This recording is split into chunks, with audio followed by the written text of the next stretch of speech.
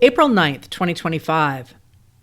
On April 9th, 1865, General Robert E. Lee surrendered the Army of Northern Virginia to General Ulysses S. Grant of the United States Army at Appomattox Courthouse in Virginia. Lee's surrender did not end the war. There were still two major armies in the field, but everyone knew the surrender signaled that the American Civil War was coming to a close. Soldiers and sailors of the United States had defeated the armies and the navy of the Confederate States of America across the country and the seas at the cost of hundreds of thousands of lives and almost $6 billion. To the Northerners celebrating in the streets, it certainly looked like the South's ideology had been thoroughly discredited. Southern politicians had led their poorer neighbors to war to advance the idea that some people were better than others and had the right and the duty to rule. The founders of the United States had made a terrible mistake when they declared all men are created equal, Southern leaders said. In place of that fundamentally wrong idea, they proposed the great truth that white men were a superior race. And within that superior race, some men were better than others. Those leaders were the ones who should rule the majority, Southern leaders explained. We do not agree with the authors of the Declaration of Independence that governments derive their just powers from the consent of the governed, enslaver George Fitzhugh of Virginia wrote in 1857. All governments must originate in force and be continued by force. There were 18,000 people in his county, and only 1,200 could vote, he said. But we 1,200 never asked and never intend to ask the consent of the 16,800 whom we govern. But the majority of Americans recognized that if it were permitted to take hold, this ideology would destroy democracy. They fought to defeat the enslavers' radical new definition of the United States. By the end of 1863, President Abraham Lincoln dated the birth of the nation not to the Constitution, whose protection of property underpinned Southern enslavers' insistence that enslavement was a foundational principle, but to the Declaration of Independence. 77 years ago, our fathers brought forth on this continent a new nation, conceived in liberty, and dedicated to the proposition that all men are created equal. Now we are engaged in a great civil war, testing whether that nation, or any nation so conceived and so dedicated, can long endure. The events of April 9th reassured Americans that they had, in fact, saved the last best hope of Earth, democracy. Writing from Washington, D.C., poet Walt Whitman mused that the very heavens were rejoicing at the triumph of the U.S. military and the return to peace its victory heralded. Nor earth nor sky ever knew such spectacles of superber beauty than some of the nights lately here, he wrote in Specimen Days. The western star, Venus, in the earlier hours of evening, has never been so large, so clear. It seems as if it told something, as if it held rapport indulgent with humanity, with us Americans. So confident was General Grant in the justice of his people's cause that he asked only that Lee and his men give their word that they would never again fight against the United States, and that they turn over their military arms and artillery. The men could keep their sidearms and their horses because Grant wanted them to be able to put in a crop to carry themselves and their families through the next winter. Their victory on the battlefields made Northerners think they had made sure that government of the people, by the people, for the people, shall not perish from the earth. But their conviction that generosity would bring white Southerners around to accepting the equality promised in the Declaration of Independence backfired. After Lincoln's assassination, Andrew Johnson of Tennessee took over the presidency and worked hard to restore white supremacy without the old legal structure of enslavement, while white settlers in the West brought their hierarchical ideas with them and imposed them on indigenous Americans, on Mexicans and Mexican Americans, and on Asians and Pacific Islanders.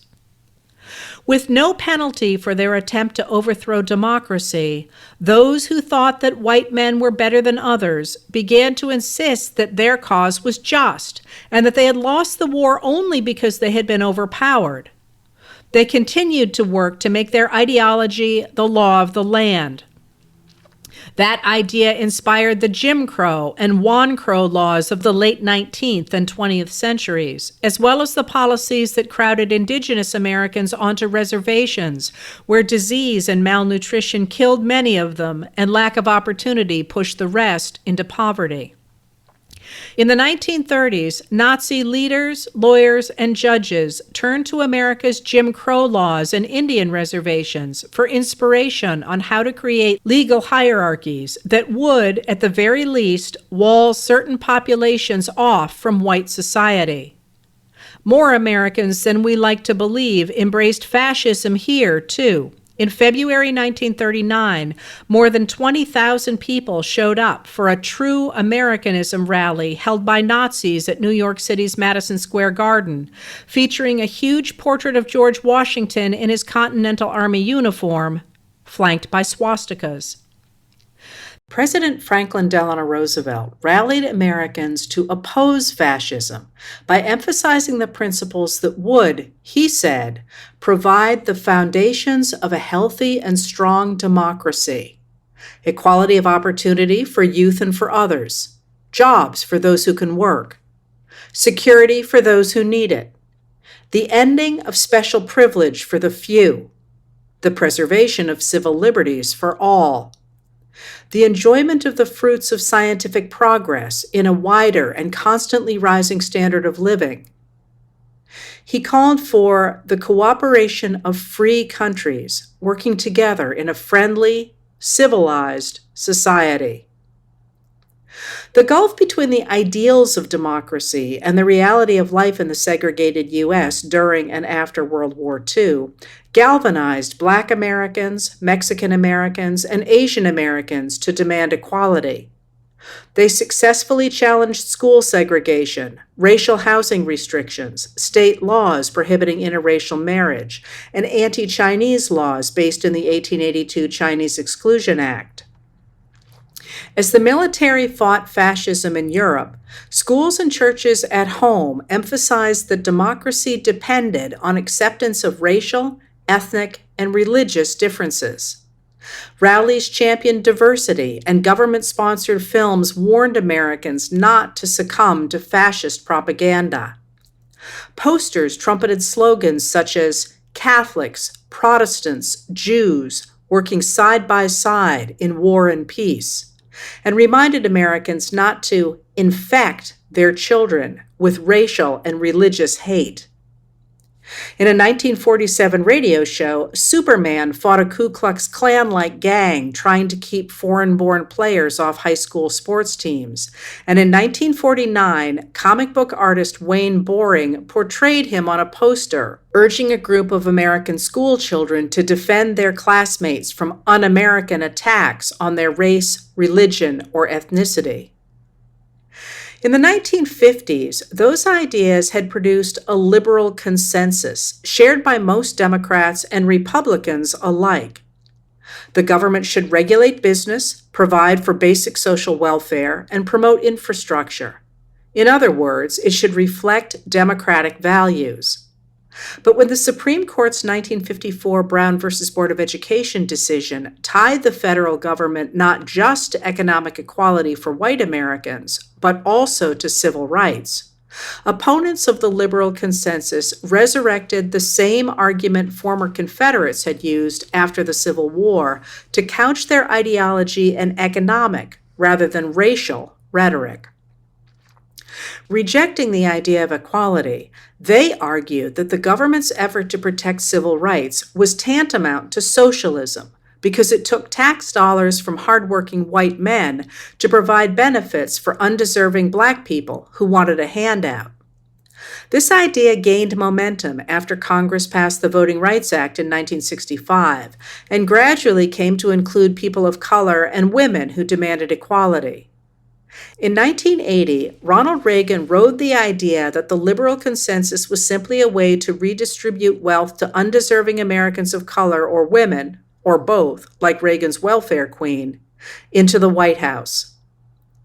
As more than $50 trillion moved from the bottom 90% of Americans to the top 1% between 1981 and 2021, Republicans deflected attention from the hollowing out of the middle class by demonizing racial, religious, and gender minorities. By 2012, they were talking of makers and takers, and by 2016, they were feeding voters ideas and images straight out of the nation's white supremacist past. By 2021, the idea that some people are better than others and have a right to rule, the same ideology that had driven the Confederates, created a mob determined to end American democracy. The rioters who attacked the U.S. Capitol on January 6, 2021, to overturn the results of the 2020 presidential election, believed they were writing a new history of the United States, one that brought to life the hierarchical version of American history claimed by the Confederates before them. On that day, one of the rioters accomplished what the Southern troops during the Civil War had never been able to. He carried the Confederate battle flag into the United States Capitol. At the end of his life, General Grant recalled the events of April 9, 1865. What General Lee's feelings were, I do not know, Grant wrote. My own feelings, which had been quite jubilant on the receipt of his letter asking to surrender, were sad and depressed. I felt like anything rather than rejoicing at the downfall of a foe who had fought so long and valiantly and had suffered so much for a cause, though that cause was, I believe, one of the worst for which a people ever fought and one for which there was the least excuse.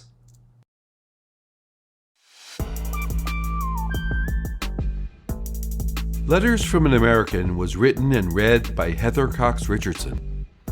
It was produced at Soundscape Productions, Dedham, Massachusetts. Recorded with music composed by Michael Moss.